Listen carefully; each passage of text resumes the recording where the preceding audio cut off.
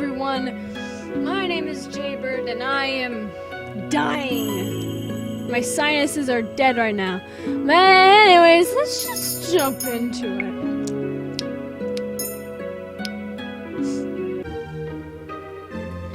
What a brilliant day! The sun is shining, the town is full of laughter, and I have my sweet princess here to accompany me. I cannot help but groan at Rumpel's optimism, because we were both sent out to run errands. Because everyone thinks we make a wonderful couple. Look at that blush, though! No, because we're partners. Partners, a couple. It may as well be the same thing. Half of the time, Rumpel says some deep things, but then he says things like that. It is like he has two personalities. No, it is not the same thing at all. I take out the list and scour it for the things we need to buy. More than half of it is already crossed out. I glance at the bags Rumpel is carrying. He refuses to let me carry any of them, insisting that it would be impolite to force the load on me. Force the load on me. That leaves me with list duty. This is a lot more laid back than what I have to do at the Marchen. Okay, now we have the general medicine restocked for Annis. My area of expertise. Never fear, my sweet princess. I will find everything we need. We already have a list. But Rumpel just hums enthusiastically as we continue on our way, and I am not entirely sure if he heard me or not. We arrive at the little medicine shop in the central plaza. A man exits through the front door, coughing so loudly people turn their head to stare at him. I wait for the man to pass so that I can open the door to the store, but then I notice that Rumpel hasn't budged beside me at all. His eyes do a quick scan of the man before he slowly begins to walk toward him. Sir, you are sick. What's it to you? Even if I was sick, lad. Even if I was sick, lad! There's nothing I can do if I don't have any money. Besides, it's not like this will kill me, it's just a cough. How long have you had your cough, sir? It seems like such a minor thing, but Rumpel suddenly looks so serious about it. He looks at the man with his eyes slightly narrowed, as if trying to see past him. It's been with me for more than 3 days. I don't know what kind of accent I'm giving this man. Cuffs are pesky things, aren't they? They're usually the last thing to go, but at least they're not deadly most of the time. Even if you can't buy the medicines, sir, there are other at-home remedies that might help with your cough. Boy, I've already tried warm tea. You gotta do a hot tea, though. My wife's given me enough of that. Water is good for your throat, too, sir. Any kind of steam works, too. If the cough is riddled with mucus, it'll be easier to expel with steam. When you can't afford the medicine, sometimes the simple things will help. And coughs stay for a while, so don't fret if you can't get rid of yours immediately. Well, I appreciate the advice. Not exactly what a doctor would tell me, but little I have to do. The man thanks Rumpel before walking off. I notice Rumpel looking down at the ground, a rather forlorn expression on his face. Is what he said true? About what, princess? About doctors not giving advice about at-home remedies. Most of the doctors don't believe in such things. They always think that medicines work better than at-home or herbal remedies. The medicines do help, but sometimes they aren't necessary. You just gave him advice. Not everyone can afford medicine. Being a doctor means helping people, not taking advantage of their sickness to steal their money. Money was never a problem at the palace. Whenever I was sick, the palace staff made sure I had the best and most effective medicines. Do you remember what you were like as a doctor? I wanted to help everyone that showed up at my doorstep. Sometimes I couldn't, and it frustrated me. I prescribed medicines when necessary, gave advice other times, and when things were dire, I performed small operations. He does seem a lot more serious when he is talking about health. Rumple was silent for a few moments before his eyes light up once again. Anyway, shall we go stock up on our medicine? I thought you said medicine wasn't always helpful. Because it's not. But I also know that Annis uses mostly herbs, and that she tries to handle things without too much medication. She's quite capable. This is exactly like What's-Her-Face's store, but they replaced all the dolls and put bottles and stuff like this. Cake mix?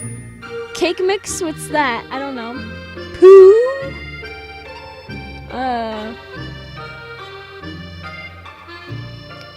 Cake mix. Why would they have cake mix in a medicine store? Why do they have pet birds? Maybe this is a fake bird and this is a real bird. What the hell? What is this? What am I looking at here? It's a jumble of a mess. It's, oh my god. Fear of what? Arsenic? Is it arsenic? What?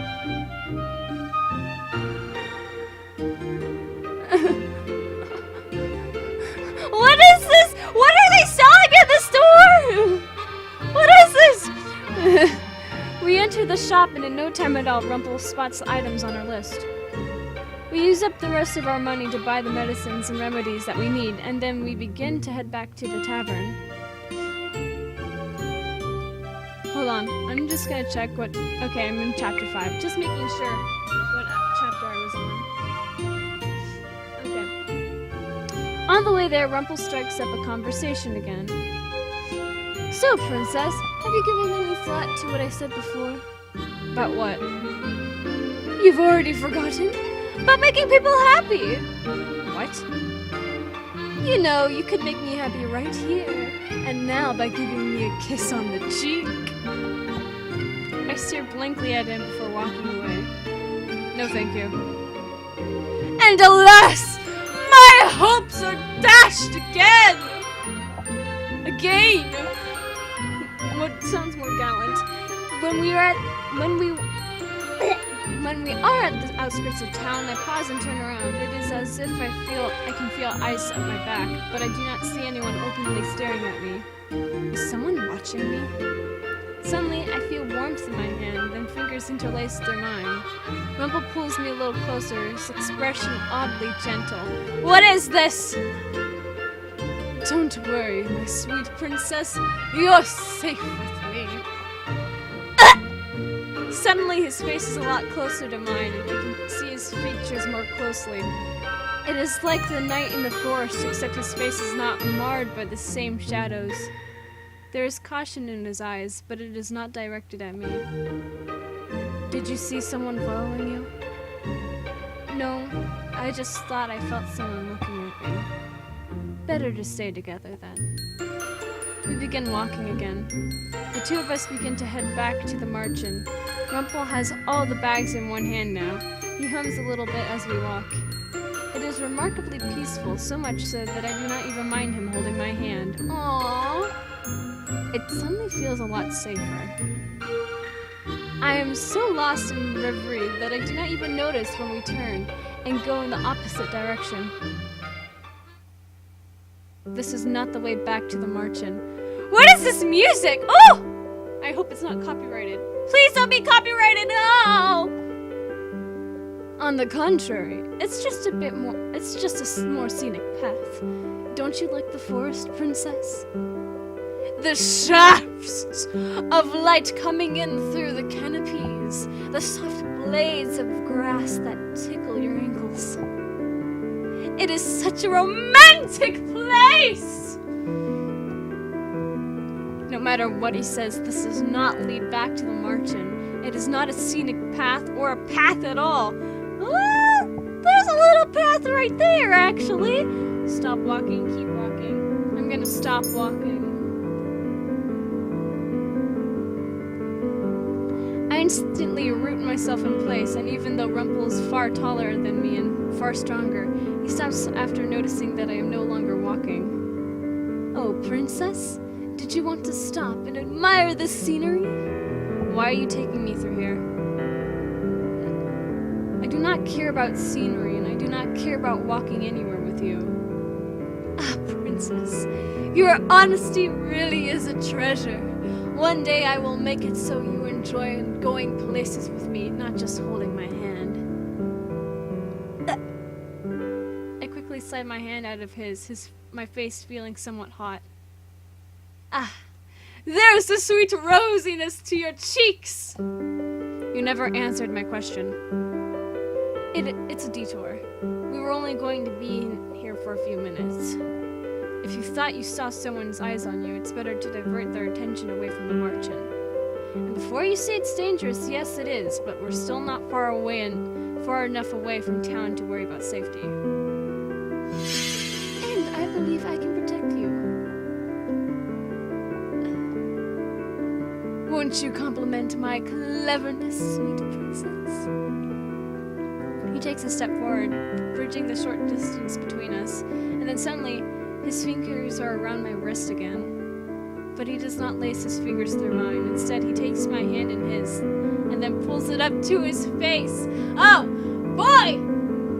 Boy, what are you doing? Before I realize it, my hand is on his cheek, his hand cupping my own. What? What the hell? Prince. Boy! What is this and why? I'm taking a screenshot because that's what I live for.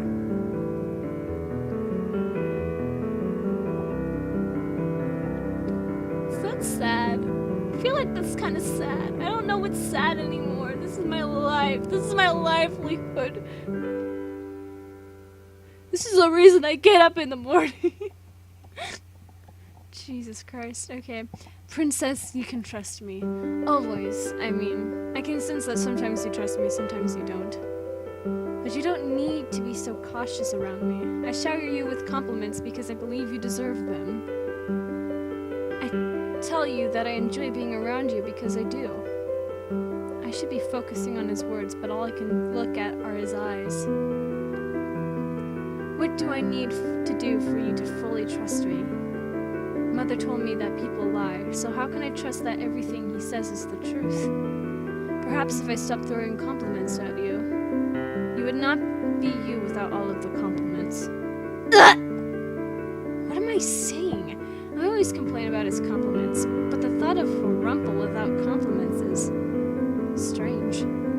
So you do enjoy my compliments, sweet princess? No, What? Words have deserted you? I understand. Being so close to me would have that effect on any woman. Something bright and angry flares up inside of me, something that I don't understand. I pull my hand away from him, a scowl on my face.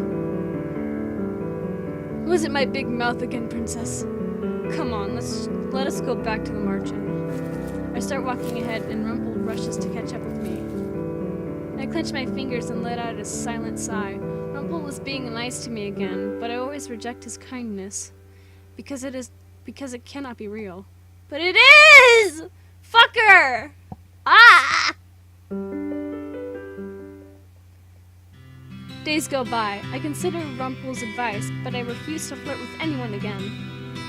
But I have no idea how to make anyone happy. Rumple told me that I cannot make anyone happy without knowing anything about them and listening to them like I did with Annis, but what reason do I have to listen to people? This is so frustrating. Days later, Rumple and I sit at a table waiting for our work orders. Rumple is on the verge of conversation when we suddenly hear Parfait speaking in the doorway. Rumple picks up on the words before I do and rushes over to the front door. He looked almost nervous. He was at the front door. I excuse myself briefly, telling Annis that I will be back. I make my way over to the front door, and there I see the three people in conversation. There is Rumple and Parfait, and a very pale man. He don't look that pale! Look at Parfait! Parfait's more paler than this little shit. They both do! They're both paler than this little shit! The pale man looks like death itself, like he might just keel over. I can help him. Rumple. He needs help. He can stay in my room instead. I can even restock the medicines on my own if need be, so please let me help him. There is a desperation in Rumple's eyes that I have never seen before. He looks at Parfait pleadingly, all the while holding the man by the shoulder to steady him. What is happening? Oh, Princess. This man heard about Rumple through one of the men at the tavern. He's sick and doesn't have a lot of money to pay for treatment. He came here seeking Rumple. He must have been able to find this place because he was cursed. Does he even have the money to pay? Rumple turns to me with a frown on his face. I have never seen him look at me so sternly. Princess, you remember what I told you before. He was insistent that a doctor's number one priority was to help their patient regardless of their monetary situation. Take him to your room then, Rumple. I will have Annis assist you, if she's willing. No, Annis does not need to worry herself. I think she'd want to help you. The two cut their discussion short when the man starts coughing, a terrible hacking cough that paralyzes him. Rumple steadies him and then he begins to slowly move him toward his room. Don't worry, Princess. He'll be fine. What? You can see the worry on your face. Rumple will be fine. Why would I worry about Rumple? Because it's not like you to worry about someone you don't know at all. He looks so alarmed. I have never seen Rumple look like that before. It's not like him. Rumple knows what he's doing. I'll have someone else assist you with serving today, so no worries. Parfait comes through on her own promise. When I go back to the bar, both Annis and Rumple are gone. Karma, or Miss Karma, is there instead, looking disgruntled. Would be better at this. Why do I have to help? Because I love you, Karma! I love you! You're glorious. I love you so much. Because Walt is busy doing his puppet shows, and Rumple's helping a sick man.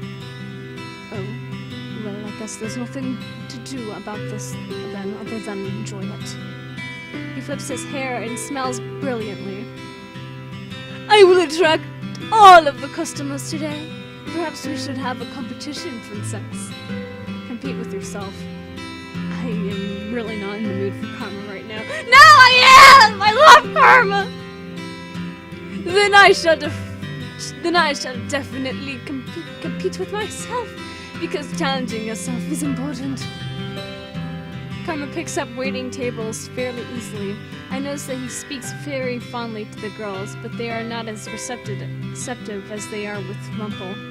Many times they ask Karma where Rumple is, and he seems agitated when he tells them that Rumple is busy. They seem just as irritated. Once my break starts, I meet Karma at the bar. He looks suppressed. I guess if you and Rumple competed to woo girls, he would win. Darling, if I were to shed my disguise right here and now, I would be the clear victor. Since without this disguise women would flock to me, it is rather uncomfortable to have every woman in Angelo fall in love with you. You look like you're judging me, Princess. Because I am. If only you understood my plight. I do, and I love you, Karma. It's gonna be okay.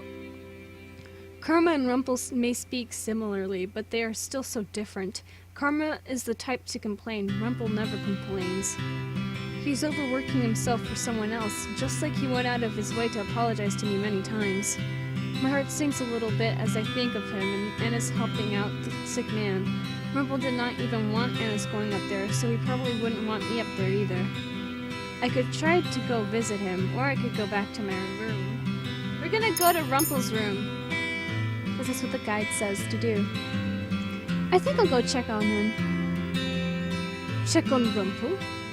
I didn't realize I was speaking aloud. I look at Karma, who furrows his eyebrows at me slightly. I honestly don't know how you can stand him as a partner. Why do you dislike Rumple so much? A lot of things, Princess, but that fight is between us and doesn't involve you. Then do not involve me. You have no need to comment on us being partners. Karma looks at me wide-eyed and a little shocked. Then a sort of knowing comes into his eyes and he smiles just a little bit. Yes, I think you should go visit him. Because otherwise you wouldn't be able to get him off your mind. Well, get him off your mind, would you? Off of your mind, would you? He laughs a little before picking up his tray and rushing off to continue his shift. I slowly make my way upstairs, my feet feeling heavy. For some reason, I feel like Karma was right. I make my way over to what I think is Rumple's door. The door is slightly ajar and I hear hushed voices on the other side. Those voices definitely belong to Annis and Rumple. I slowly push the door open and quietly step inside. Rumple and Annis are standing over the man, who's covered in blankets and coughing. A series of bottles sit on the table close by. None of the herbal remedies are working. We need a medicine for this. I'm sorry, I don't have any more money to offer, Rumple. Annis, please don't sound so sad. You've already tried helping as much as you possibly can. It's my fault for promising to buy the medicine that we need. I glance at the table where a list is sitting. Beautiful cursive handwriting details everything that the patient needs. Everything is circled except for some medicine at the very bottom that has a star next to it. Is that Rumple's handwriting? Suddenly the two of them turn. They both look shocked to see me. Princess, what are you doing here? Came to see how you were doing. Princess, I'm fine, but... Glances down at the man on the bed, and it sighs out a little bit. We've given him what we can, but the one medicine that we need is something we can't afford. Even with the money I'm getting from Lady Parfait, it isn't enough. I walk into the room and glance at the list. I look over at the total for the medicine, then at the coins on the table that I hadn't noticed before. Did Rumple use all his money for the stranger? What will happen if you do not get this medicine? Without this, the infection will spread and he goes silent as the man starts coughing again. I can read the answer in his eyes, even if he won't say it. The man could be in terrible danger. He could even die. Rumple looks defeated. He does not look like himself at all. I glance at the coins again, then at the list. Without a second thought, I grab both the list and the coins. Princess, what are you? I'll be back. I leave the room, even with Annis and Rumple protesting behind me. I make my way to my garden. Why did I say garden? What the fuck is wrong with me? Why did I say garden? Bitch, that isn't even in here! What the hell? I make my way to my room. What the hell is wrong with me? Where I pick up the bag of coins that the king gave me when I went to the palace on the day I was cursed. Then I head for the door. I immediately head for the medicine store that we always frequent. I count out the coins that I need to buy the medicine. This will take all of my money. But it wasn't as if I was going to use it for something else. I rush back to the marchand with the medicine in a little bag, hoping that this is the one that Rumple needs. It is dark by the time I get back to the marchand. I make my way to Rumple's room again and notice that he is sitting on a stool beside the patient's bed, looking at him forlornly. When I enter the room, his eyes go wide. He seems even more surprised when I hand him the bag. Princess, is this? He opens the bag and lets the little vial roll onto his hand. Hey! How did you buy this? I combined your total with the money I had left. Rumple just stares at me, clearly flabbergasted, then his expression morphs into something softer, something more relieved. He steps forward and suddenly his arms are around me. He grasps me tightly, and then I hear his voice in my ear. Thank you so much, Princess Jaybird. My heartbeat picks up slightly. It is so loud I think Rumple might hear it, but when he pulls away, he does not say anything. I'll have to thank you for this later, Princess, but for now, you should leave. I don't want you to get sick. I am too dazed to disagree. I nod my head quietly before moving stiffly toward the door. I glance back at Rumple one last time, noticing that he is checking the man's temperature. The moment I leave the room, a flash of light emanates from my chest. Hey! Hey! I absently touch the glass slipper at my neck, and then I pause as I stare down at it. I feel a soft gasp leave my lips when I notice the fragment of a silken slipper.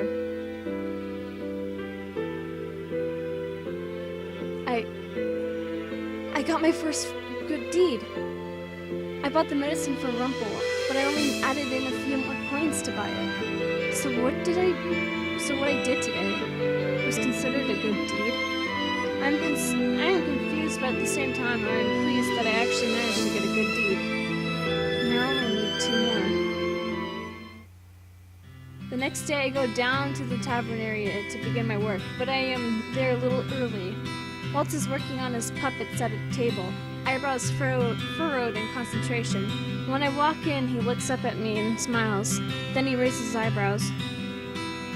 Princess, congratulations! You got your first good deed. I did. I knew you could do it. I nod in response. His praise makes me feel oddly proud. I continue my usual work, keeping an eye out for Rumple as I work my shift, but he never appears. A few days go by, and it is only after the man leaves, looking a lot healthier and stable than he was before, that I finally see Rumple. He and the man speak at the front door to the tavern. No, really, sir. I couldn't take anything from you. Nonsense! You saved my life!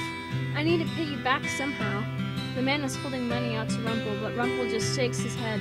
I notice that there are dark circles under his eyes, and that he looks tired. I didn't help you for the money. But I insist! That money could be spent on better things, like your family. You may not take my money, but I promise I will pay you back.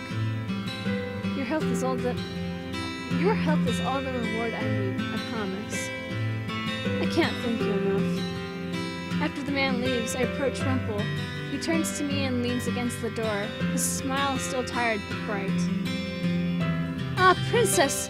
Come to heal my weary body, perhaps? Come to heal my weary body, perhaps? I would so love another hug. Why did I go British there? My face becomes hot as the memory of Rumple's hug from the other day.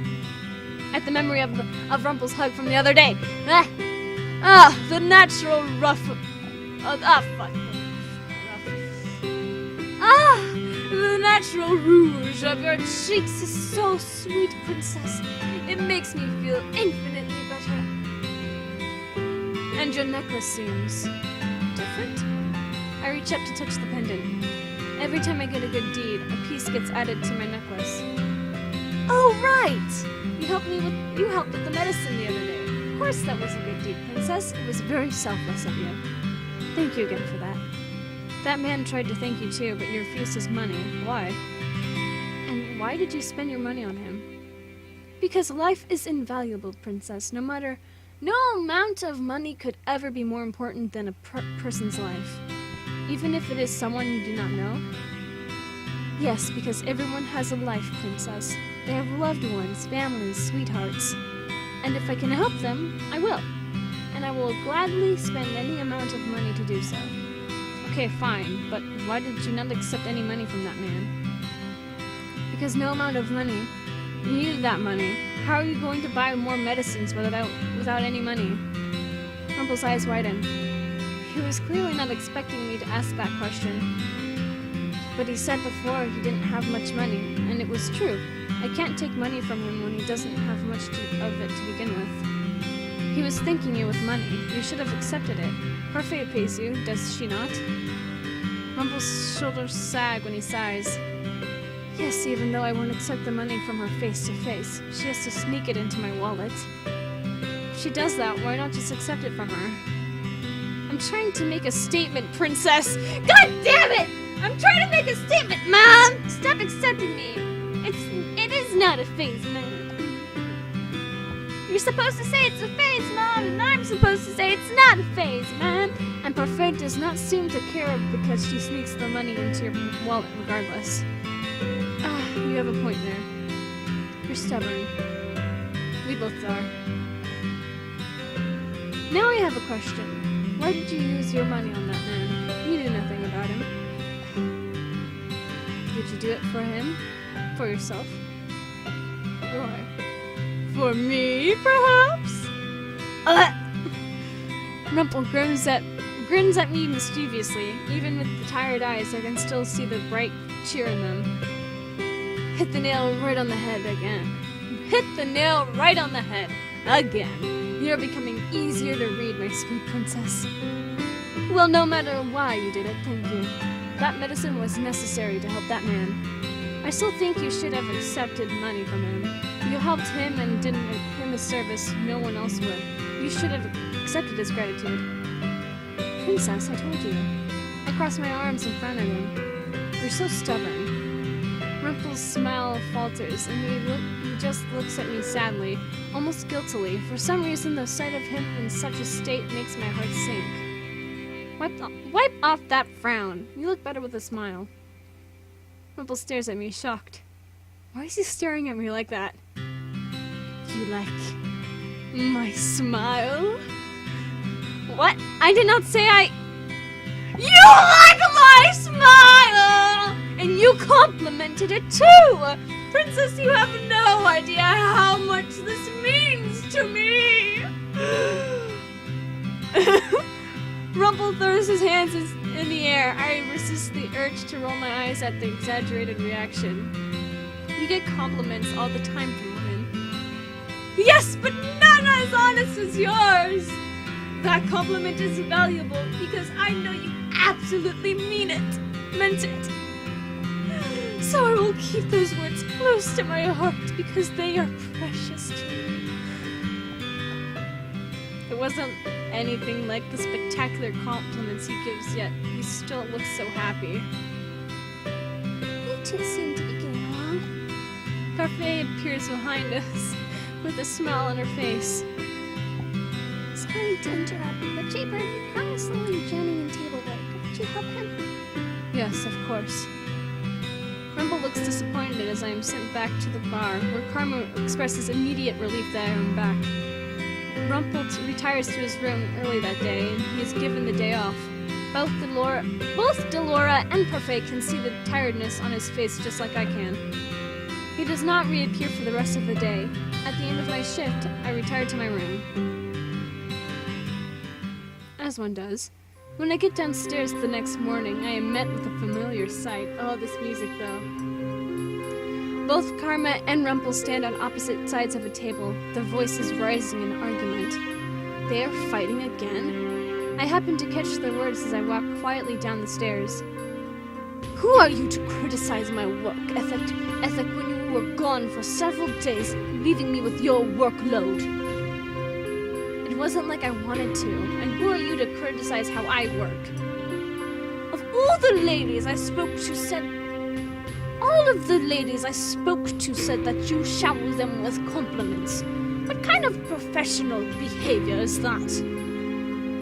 I'm having a hard time believing you're a professional with the way that you flaunt yourself. At least I don't flirt with people to attract their attention. And you flirt with them, and don't even realize the effect it has on other people. Flattery is not a crime. Just yesterday, the princess came to see you in your room, all because you gave her the impression that you liked her. No!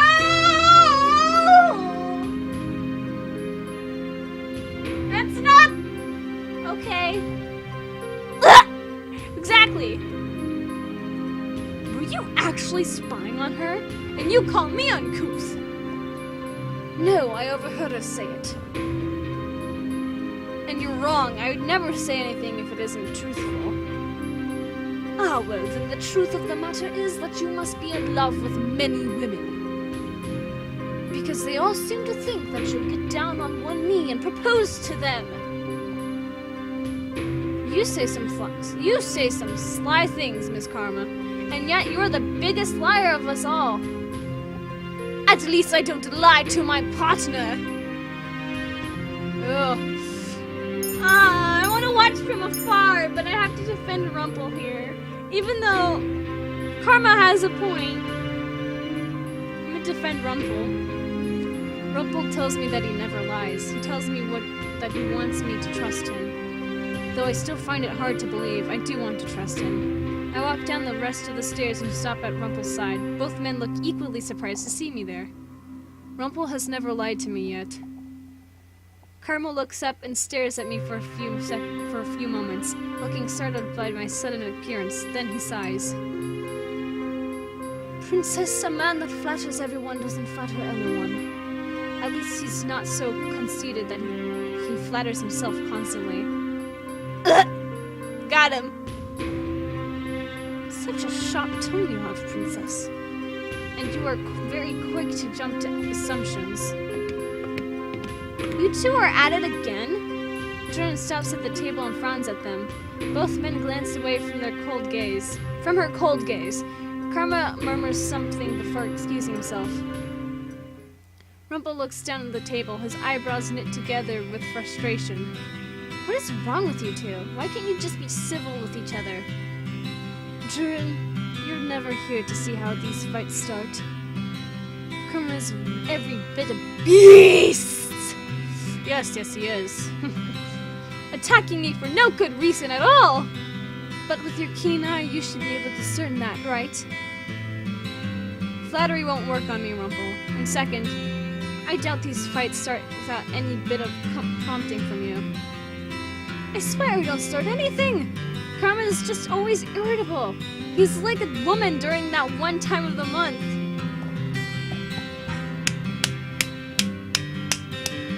Wow!